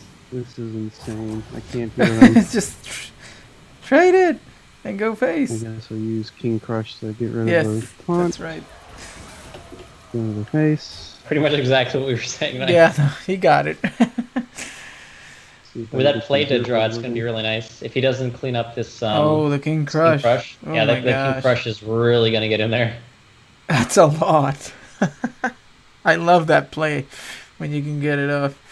Woo. Yeah. Let's see. There's a lot of damage on this board. We're not really sure what kind of druid he is yet. He's played a lot of the normal druid cards. Yes. Have been in the game forever. No, if we're lucky, he won't kill this. This is fine. Oh wow. Okay. So he played a Splaining Lost play Horror. and a stone. Oh wow. Woo. It's all on top of this. Huh. Well, we can't pop Yeah. it, right? Yeah. So I typed out he should trade King Crush, then cube the Crush, and then play dead the cube. Should we have made the beast first? Nah, doesn't matter. I think this is almost always better than building a beast. Well, but if we do it first, right, to see what it was, that doesn't matter. Maybe you I play know the this is egg. hysterical. I'm trying to read LanguageHacker what he wrote me. Yeah, cube the Trade crush, then cube. What am I cubing? crush. Cube crush. Okay. High production value. Play dead the crush. Trade it And twice. play dead the cube. Right. All right, nice, we got there. Well, and then which ones do you trade? Then The we can two, do the some 5/4, of and the these 3/2. guys. 5/4, 3/2. All right, we managed to type everything out. Is he getting there? I Face? think so. Place the egg? Something? I didn't have time to I type. think I was supposed to do something else there. What would you have I done? can't. This is Play the gonna egg? be- I would I'm have. so mad So about this right now. the egg makes it a lot weaker against second play, Mm-hmm. so I'd rather just have built a beast. Alright, so double swipe on these crushes. So they're gone. I can't hear anything. The cube worries. has 2 more crushes in it, right? It does. That's a lot of damage. If we end up drawing Terror Scale Stalker, that's probably just lethal. I had the other earbuds Okay. ready for this. This Okay. is So hysterical. he went face. Oh, MCT. What a first. We built I a can't beast. get my speakers to work either. Build a beast first, you think? Or just play this 8 mana thing? Okay. Play the bear shark. I got sound for a minute. Play the bear shark. Yep. Build the beast. Just go You face. should build a beast first. Yeah. Bear Another bear shark. Get the bear. I let him choose the beast. I don't think this next beast will matter. We're probably going to kill Echo? him very quickly. And go for the mastiff here, right? It's good. Yep, Mastiff is good. Echo Rush is nice. You just go Do we go face, right? face? I mean, there's no point trading, or would you? Smork. You need silence if he Yeah. runs it. Nah, there's no way they're in silence. That's right. There's no room for this. It is possible. I didn't consider this. He could technically pop the cube, MC Tech a King Crush, and then trade away the other King Crush. Truth.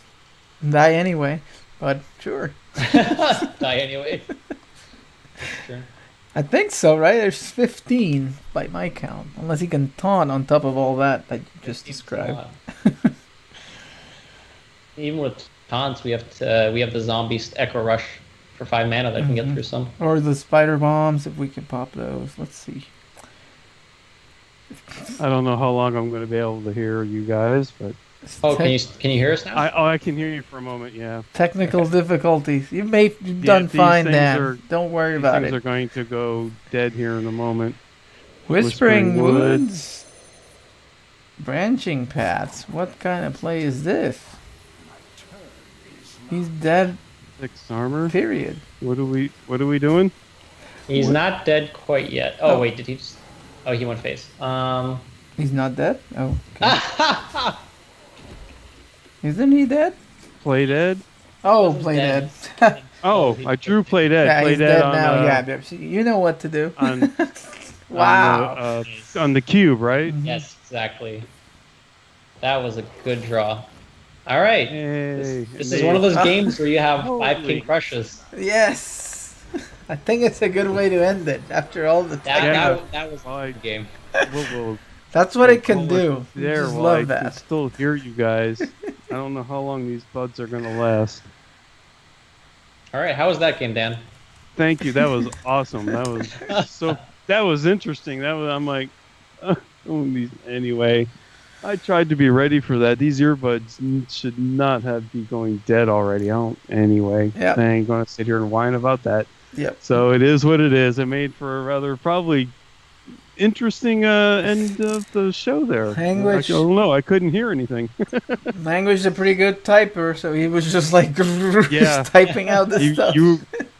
I should have muted myself. Great Sorry. typer. So yeah, we got it done. Wow. So thank you for things. I'm sorry. I'm trying to like wrap things up because I'm worried about my stupid earbuds. No worries. But we got through the games, even if they fade out, whatever. Thank you so much for this. This has been a really great night, Language Hacker. Thanks for coming on and sharing with everybody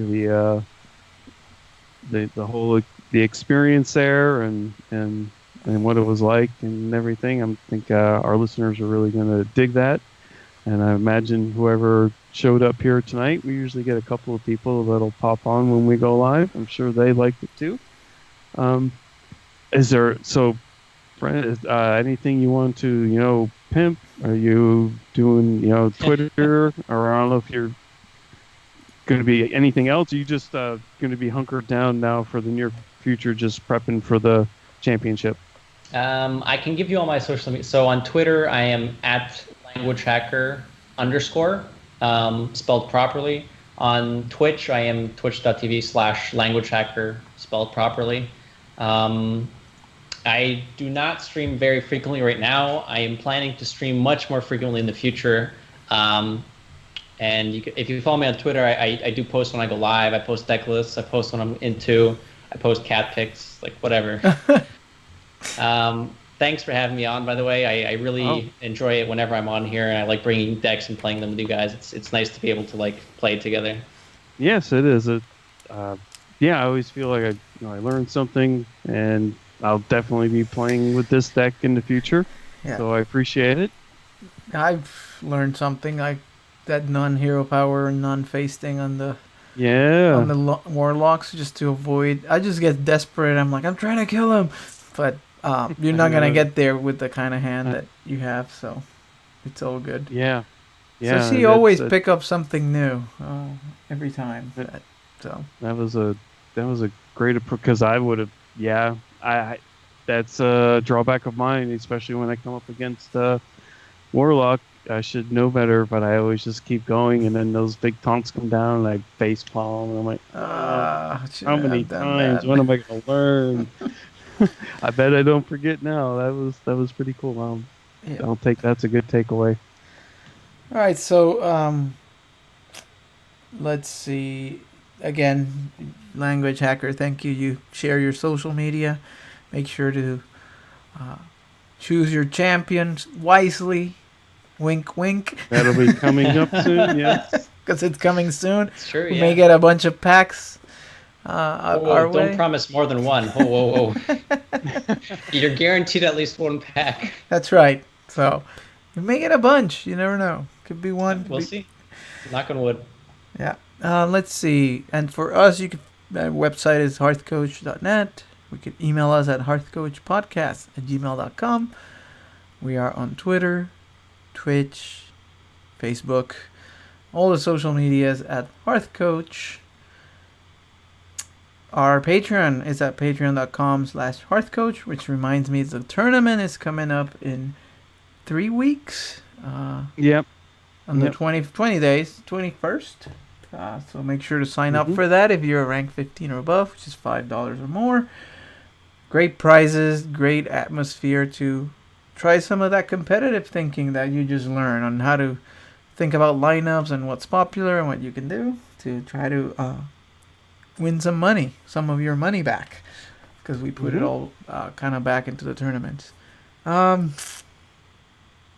What else? iTunes reviews?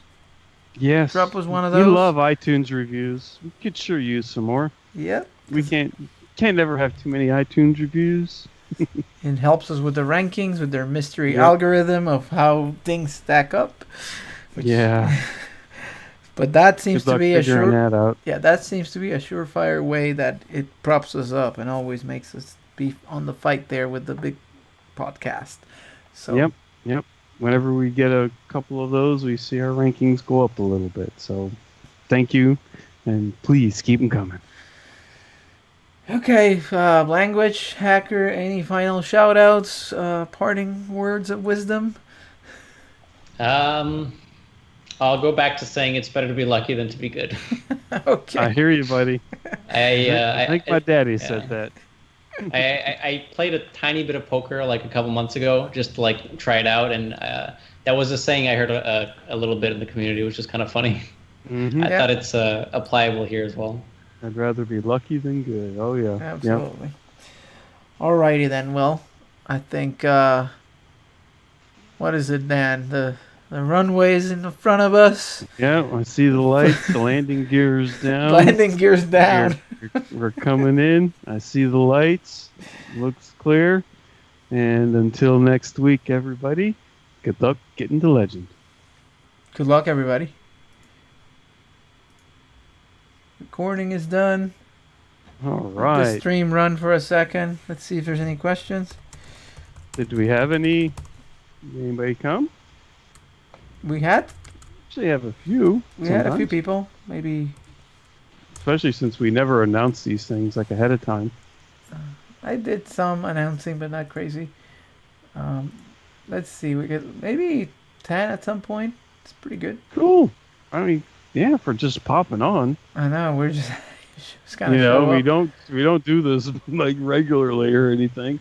It's not like we have a schedule like Hero Power where you know to tune in every I know. Wednesday at 7 or whatever it is. We should do that, but then it's the job that Dan wants to give me. I'm trying to avoid.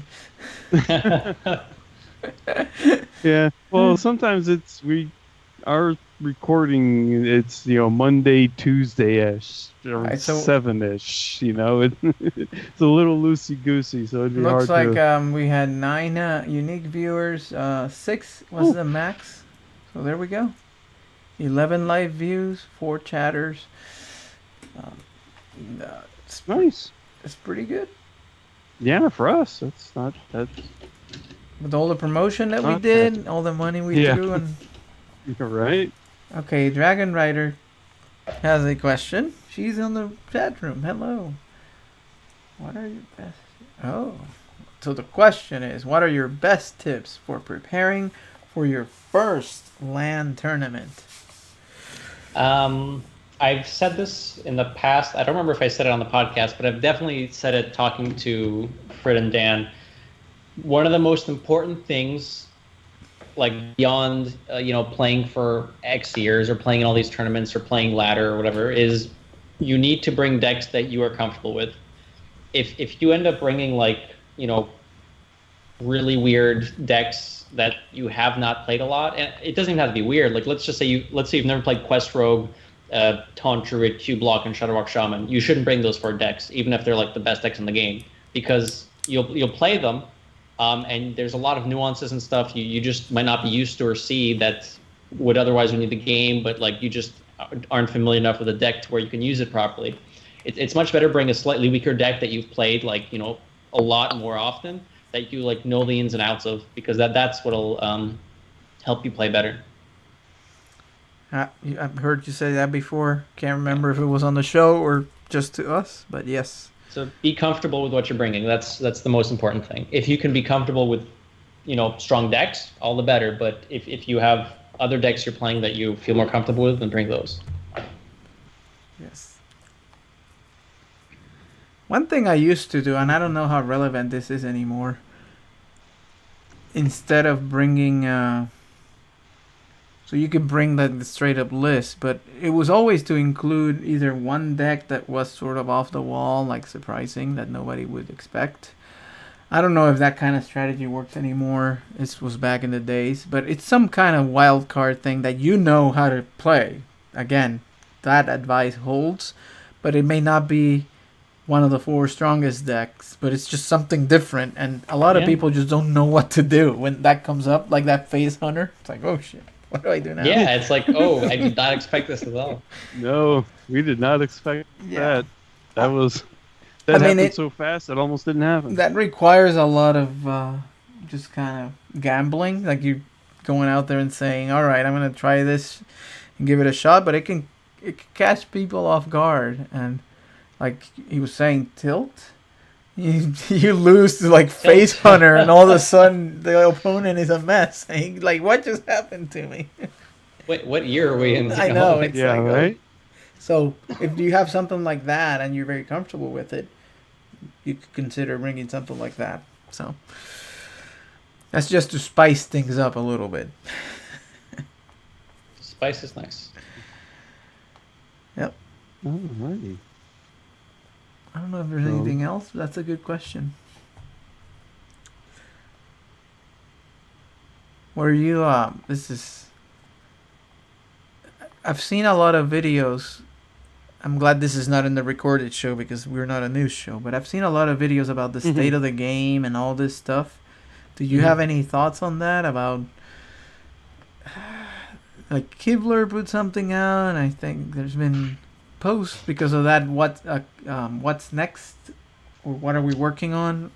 And one of the things was they killed tournament mode, but there were some other things that people were complaining about. Do you have anything there? I'll give you, you could have like a whole podcast weekly on what the state of the game and the meta and the upcoming stuff is. If I'll just summarize in a few sentences, I think them having those new classic cards are good. Classic cards don't necessarily have to be for competitive players. I think it'll help bring on new players because having access to more, even though a lot of them have like tiny random effects, that's kind of how you learn the game when you don't have all the cards. Like you play stuff that says, give me a random H card. Oh my God, what is this? This is an Astral Rift. What does this do? I think that's good for the game, bringing new players on board, even if it's not super great for competitive scene. Like most of those cards won't even be run in competitive Hearthstone because it probably won't be powerful enough to. I dislike that they trash tournament mode, but if they're going to at least take it back to the drawing board and kind of try reworking it, I think it's fine that they're doing this instead of releasing something that doesn't work very well. In terms of the meta, I really, really, really always dislike Quest Rogue metas because it literally turns into rock, paper, scissors a lot of the time. And rock, paper, scissors is fun in a best of 3 against your friend, but not in Hearthstone. It's just, especially on ladder when you're playing like a best of 1, just like you saw there. I mean, we didn't have a super controller deck or anything, but we had a slow Death Rattle Hunter deck, and against a super aggro deck, you just died. And if you were to play, obviously we weren't playing Quest Rogue, but if you were to replace Death Rattle Hunter with Quest Rogue in that scenario, we have the super face deck that beats the Quest Rogue. The Quest Rogue beats all the control, and then the control can beat the aggro.